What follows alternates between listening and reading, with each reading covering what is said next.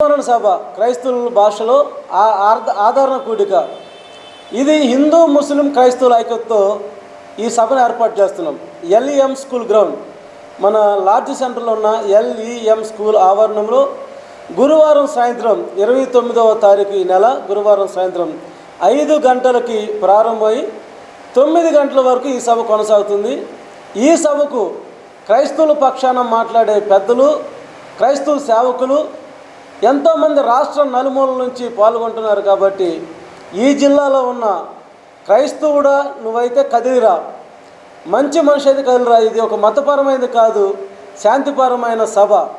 ఇది ప్రభుత్వాన్ని వ్యతిరేకించేదో ప్రభుత్వాన్ని కించపరిచేది కాదు.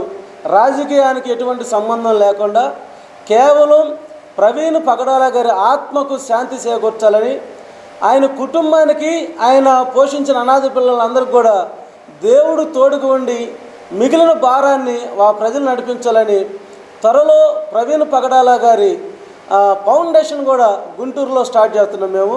నా పేరు మల్లెల రాజు, క్రైస్తవ సేవా సంఘం రాష్ట్ర అధ్యక్షులుగా పనిచేస్తున్నాము.